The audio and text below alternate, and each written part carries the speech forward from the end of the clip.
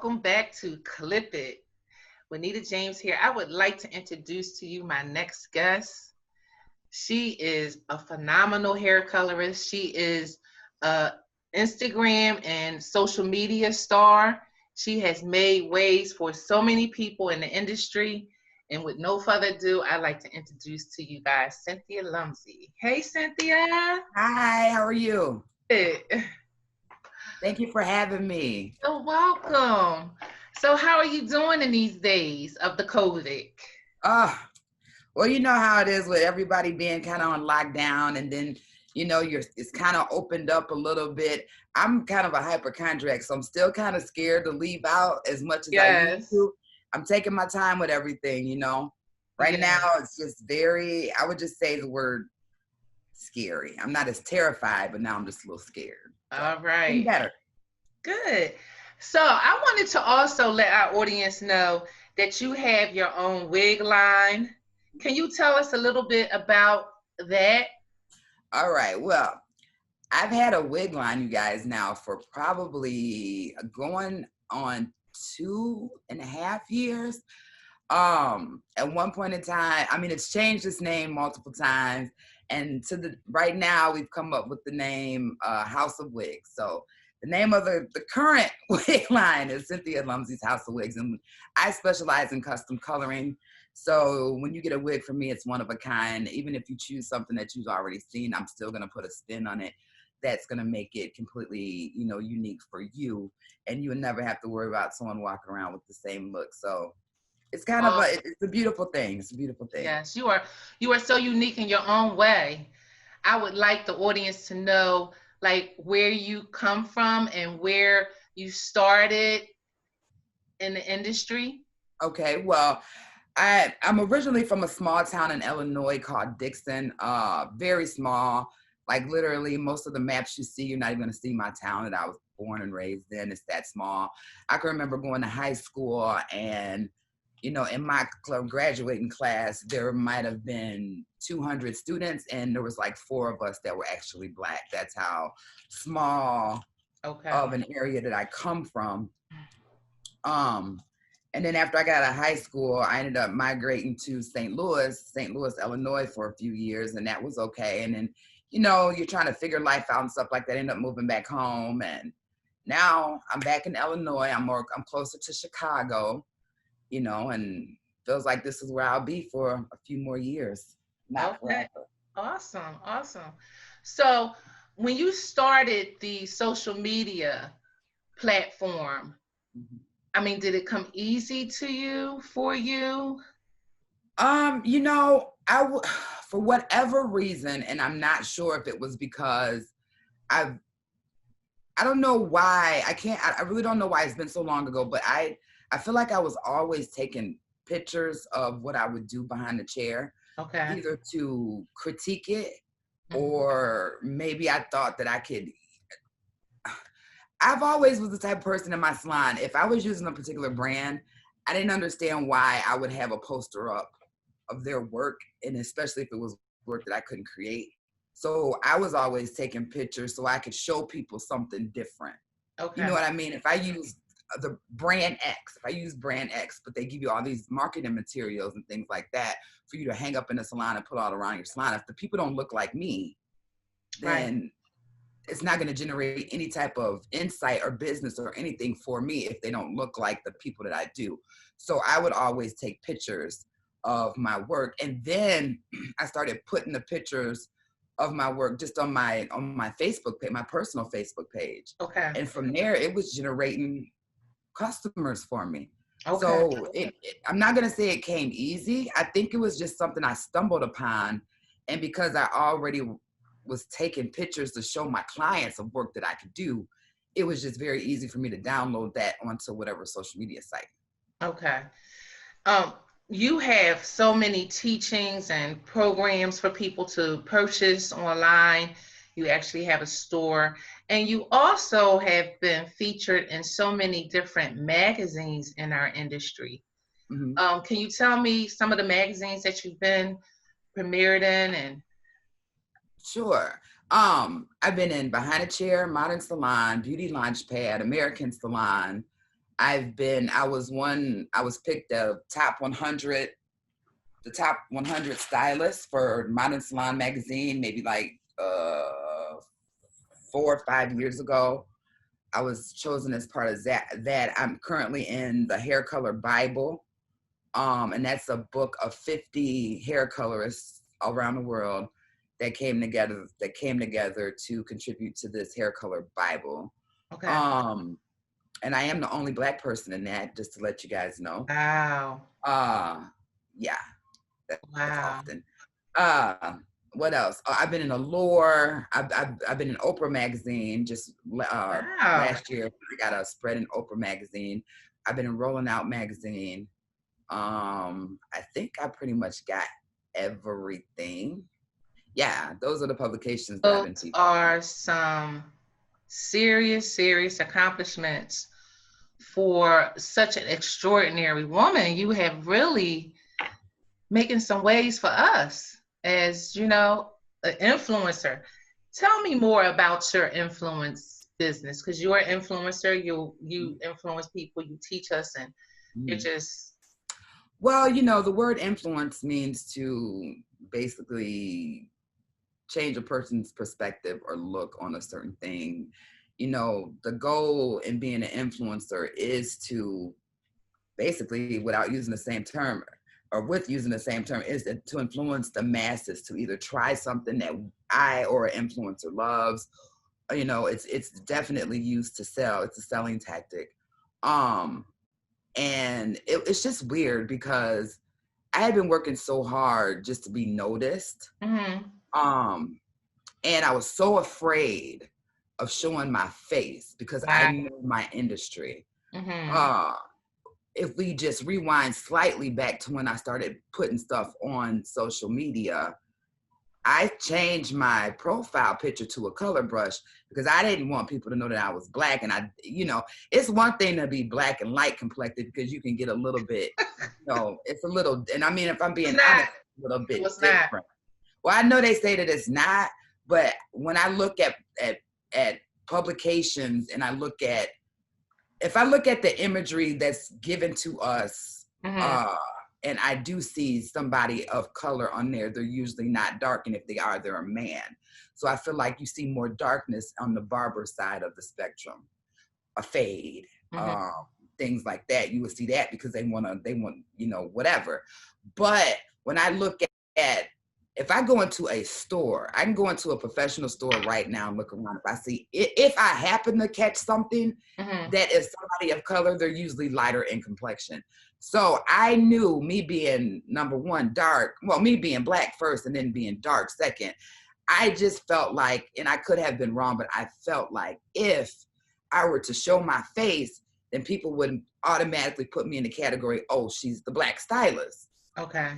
But in the town that I come from that was predominantly white, and I was doing predominantly white hair and stuff like that, I didn't want, you know, I just didn't want to be put in a box because I knew I was bigger than the box. I still am bigger than the box. Yes, you are. Definitely you are. And can I ask you, in the years that you were behind the chair, did you have, unfortunately, any insecurities in regards to being the only African-American stylist in a lot of platforms that you were in regards to even the salon that you were in? Did they doubt your capabilities? Yes. And, you know, like, oh, can you do my kind of hair? And, you know, all of that, because that's okay. I mean, I had several issues. I'll give you a couple examples and I won't make them too long and drawn out. The first sign of what I felt was unfair was when I would fill out applications, send in resumes, and because the way I chose to train myself, right, I knew where I wanted to be and I knew the type of training that I wanted to get. When I would send out my resumes and they would have, and it would not just be all Black, you know, companies that I was trained by, and then, you know, I have a name that's not really associated with being Black. So here I come walking. I remember I had one interview and I sat in the front of that salon for at least 15 minutes, even before I was greeted, number one. Number two, when I was greeted and I said what my name was, it was like the shock of the century. When I sat there and had my interview, and I was told to come back. And they were asking me these questions, and I knew they were general questions, but they were asking me these questions. And when I came, they liked what I had to say. I went back and I had to do a model. Of course, I'm more experienced with white hair to this day. So when I came back, my model, of course, was white. So as I'm doing her color and I'm finishing her out, and I'm doing things that you typically would not see a Black stylist do, i.e., you know, cutting wet hair, drying the hair, styling the hair, going back in with your tools to refine the shape of that you created. You know, when they're seeing me do stuff like that, I can remember after that, they were saying that they've never, you know, they never seen anybody do some of the finishing that was done, you know, and I knew what they meant by that. They weren't used to seeing a Black person do that. And I get it, understood. You know what I'm saying? That was one of the early incidents that I had to experience in my career that was kind of, you know, if I would have been a different type of person, it could have been kind of detrimental to me. I also was in a salon one time, and, you know, it was, again, I've only worked in one salon that was all Black. Everything else was all white besides when I got my own. Okay. So I was working in this other salon, and I had a client, and she came in. And of course, when I walked, you know, it was a high-end salon, so they would sit people down for you and stuff. So when I walked up to her, it was, again, a shock. And then once I started to begin her haircut, she literally got up out the chair and was freaking out. I cut half, like, a portion of her hair, and literally started freaking out, and she left out. That could have destroyed me. Thank God I'm the strong person that I am. But it's mighty funny that after that happened, she called back to the salon maybe like 3 or 4 days later and actually wanted to book an appointment with me because her hair had never moved that way before. So, you know, I've had quite a few incidents being, you know, just behind the chair. So, you know, like, and it's funny because I can almost, if I were behind a chair and working in another salon that I chose work, because I didn't have a problem with working and being the only Black person in the salon. But they did. That was the type of hair that I did. That was the type of hair that I did. So why wouldn't I want to be someplace where that's where I did, and that's where I knew I shined at? So it's really weird because I almost feel like a situation like those two situations could literally happen today. I could put a resume out, maybe not so much today because my name resonates now, but to throw out a resume where the majority of my training is under, you know, the non-Black brands and the non-Black education, it could be shocking to see me walk in somewhere when you're thinking that. And the fact that your skill set is off the hinges. Like, really. But I knew I had, because of my environment, first of all. I was in a predominantly white town. So my environment made shape to what things are. But I knew where I wanted to be, created more emphasis on of how I trained myself. What I did not want to be looked at as made me train harder. To know there wasn't a lot of Black stylists that specialized in the art of hair color, not three or four formulas that we keep in our back pocket that we can pull out and throw on anybody that has a level 2, level 3 hair, because that's what we're working with, an actual hair colorist that understands level and underlying pigment contribution and how to enhance things and how to eliminate things and how to refine things. So I knew that I knew I had to train myself extensively, because I knew that I wanted to be the person that could stand up in those rooms that people probably didn't expect me to stand in. Not only could I stand in there with you, I can understand what you're saying, and I could talk back to you in your language. And that's just pretty much what I wanted to do. Now, I might not use the proper terminology all the time. I'm not a motivational speaker or anything like that. I'm a hairstylist first and foremost. That's why you see the artistry that I can produce through my hands. So I don't pride myself on being the best speaker or the best this and that. I pride myself on my artistic expression. Your work. Yeah. I wanted to also talk about your experience in regards to the video that you just put out. Okay. All right. and what really led you to actually express yourself in that way. Mm. I love the fact that you are so real. I love the fact that you are approachable and that you are an influencer that, for me, I'm very comfortable talking to you and, stuff like that. So, what really provoked you to put that video out? Well, you know what? COVID was taking over everything. We're stuck in the house. Everybody's scared. You have nothing but time in your hands, so you're looking at a bunch of things online, and then you have the riots going on. You had the man that got killed. You had George Floyd, he got killed. The riots going on, and then now all of a sudden everybody is standing up with our people, and it just did something to me, because I'm like, oh, okay, so now everybody's on this bandwagon of Black Lives Matter. Sorry, this is just real life, people. I know. People, Black Lives Matter, and when have we mattered before this? I mean, you got, huge platforms that barely show us, that barely acknowledge just the array of,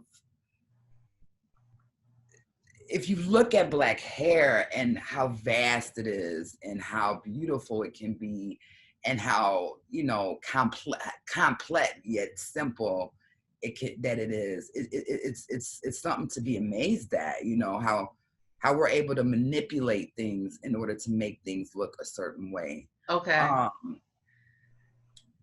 And it's never really highlighted. And if it is, it's highlighted, you get a 10-minute segment on something, or, here we go with, quote unquote high fashion, and it's always, Afro or something like that, some type of styles that people ain't walking around right with.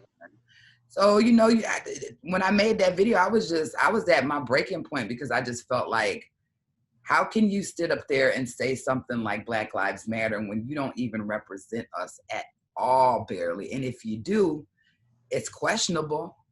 Mm-hmm. When I have to look at somebody and wonder, are they Black or not? Or are they a different race? Just happen to be touching a model that looks of a different race, but all of a sudden they're Black. And it's like, I was just tired of the underrepresentation, and I mean across the board. Even when it comes to the darkness of some of the models' skin, it's like, if they do have a dark skinned model, she's either bald headed or she's got a big Afro wig on. That's how you see the dark. That's beauty, and that's not always the case, Right. Or if you decide to put somebody Black on whatever publication. By the way, I love your dogs. I'm a dog mom. They're so cute. If you decide to put us somewhere, then you're questioning. They're racial ambiguous. You don't know what they really are. You know what I mean? What's wrong with embracing the beauty of Blackness and all the differences? Okay, it's cool that the dark-skinned girl can have an Afro, but can't the dark-skinned girl also have a dope press out? Right. Can you tell me a little bit about the video, just a little clip it of what you confronted at that particular moment? You know what? I confronted my truth. I told my story in a video that might have been, I know it was less, I don't even know how long the video was. I know it was less than 15 minutes. It might have been 15 minutes. I just addressed my reality, and my reality is exactly what's on that video. Okay. And I probably could have put that video out in a different time, and it might not have had the power that it had. Right. But, and I don't even know why I did it just seeing everything, but it was just, obviously it was time. Right. For something to be said. Yes. I don't know what in the universe aligned for it to be me to put out the message, but I put out the message, and I'm standing behind what I said. Yeah, why not you? You are a phenomenal brand. And I keep saying that because you have truly taken your name and your skill set to another level that is definitely deserves the name influencer. Thank you. You're welcome. You're welcome. So if anybody wants to see the video, go to Cynthia's Instagram page and you will see the video. And also, we're looking forward to you doing so much more in our industry. You are definitely a phenomenal stylist. Let me ask you a question.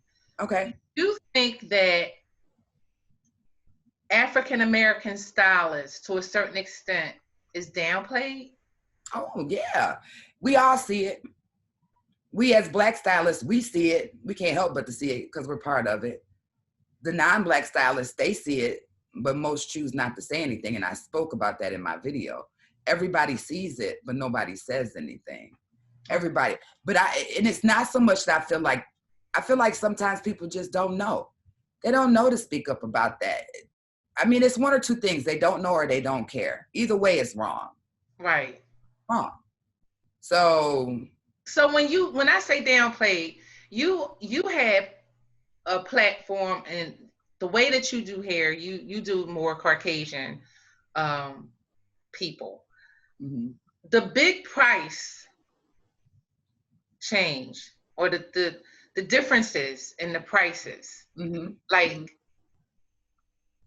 from Black stylists to what you do, mm-hmm. why is it such a big margin in the cost and what we charge for our skill set?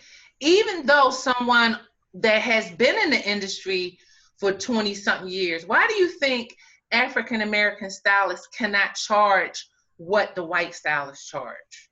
Okay, this is gonna shock you when I say this. It starts at school.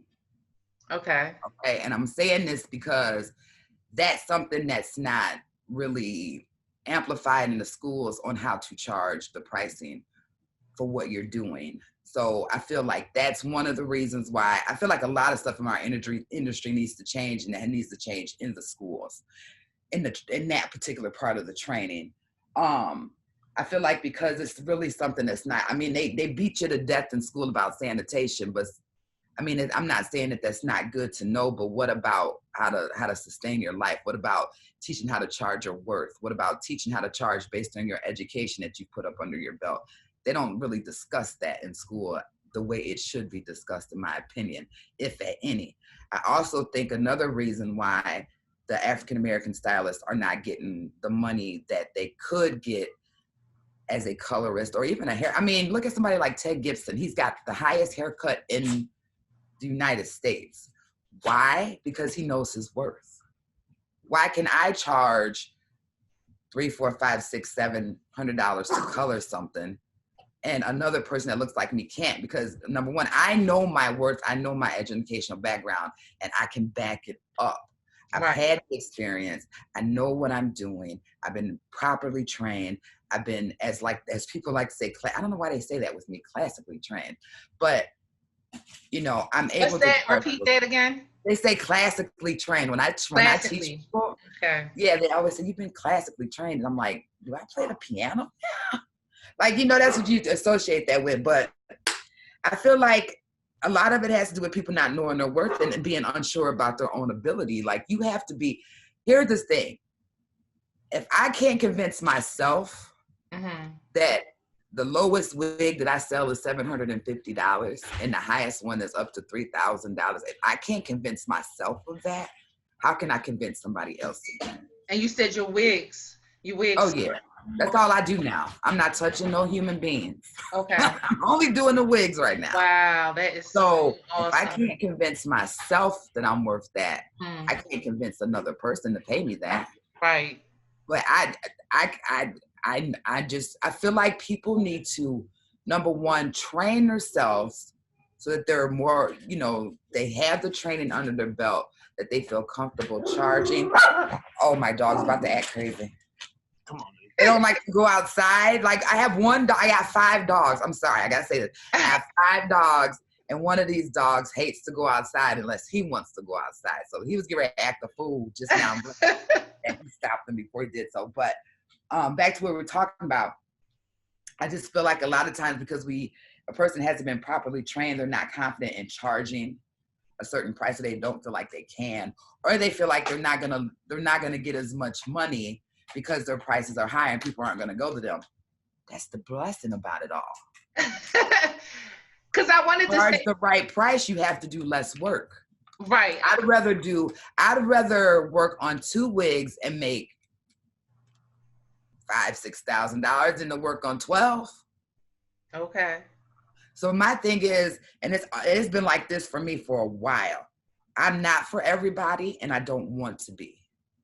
I want to be for a certain person that's willing to pay a certain price. But you have to fine tune a lot of things about yourself and your mindset in order to be accepting of that, because a lot of us as hairstylists, we want to make fast and quick money. Right. So sometimes we'll charge way less than what we need to so that we can make this fast, quick money. But by the time you're my age, you're about to go crazy and everything is broke down. You know? Right. Even in the salon, I was expensive, but I needed to be that way so that I could do 3 or 4 heads a day and still come out of there like I'd done 12. Wow. So you had your salon for 5 years. Yes. And then you was blessed enough to be able to walk away from that and prosper more than what you can ever think. And was scared to death. This is what I want people to take away from anything that any type of interview I've ever done, any type of conversation they've ever had from me. The one thing I want people to know about me is that I'm human. Like you said, approachable, but main thing, I'm human. So I go through the same emotional trials and tribulations as everybody else. So me leaving a salon that was generating a money for me and a lifestyle for me was extremely scary to do that, to go into something like WIGZ and not know, just because I was literally basing everything off of social media. Okay. So that's scary, you know what I mean? So I did a lot of stuff in my life scared. And, you know, I'm not going to sit up here and play like I'm superhuman because I'm known. I've never been the type of person to feel like I'm better than anybody because I was able to position myself. So you did a lot of stuff afraid. Absolutely. And to this day. As you should. You know, I'm making, you know, I got other projects that I'm working on and it's scary and it's doubtful. And one minute I wake up and I say, I'm not doing this. Am you crazy? And the next day I wake up and I'm gung-ho about it. So I'm human. Yes. I'm probably one of the most human, down-to-earth people. It's so funny because when I meet people in real life, they're like, I didn't know you were going to act like that. And I say, well, how was I supposed to act? Right, right. I'm just like you. I teach classes with 75, 80 people sitting in it, and they're all there to learn something from me. And the first thing that comes out of my mouth is, I'm not better than you. I'm here because I know something and you want me to show it to you. Yeah. It does not make me better than you. It doesn't make me better than you. So when people come around me, they know that. I don't give off that type of aura, ever. Right, right. And then, you know, I come from a religious background and I firmly believe that what's given to you can be taken away from you as well if you're not careful about how you are handling what you've been provided with. Yes, yes. So I tell you, we look forward to everything that you're going to do in the future in this industry.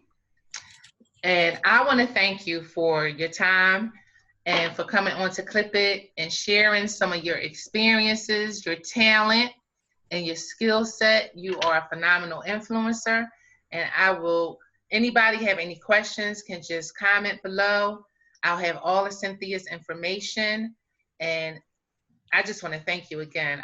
It's just such a pleasure to have you on the Clip It. And I look forward to seeing you again.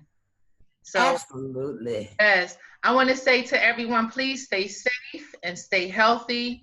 And I want to thank all of the frontliners again for all the work that you do. And again, thank you, Cynthia Lumzy. Welcome. You are so welcome. Thank you for having me. And I'll be glad to come back and talk more with you. This has been an excellent experience for me. And I appreciate you reaching out, and I appreciate you inviting me into your realm. And yeah, thank you. Thank you. And one more thing, the most important thing is I want to thank all of my subscribers. Thank you so much for subscribing to Clip It Real Talk. And please spread the news and subscribe and ring the bell. And we will see you soon on Clip It Real Talk. Thank you.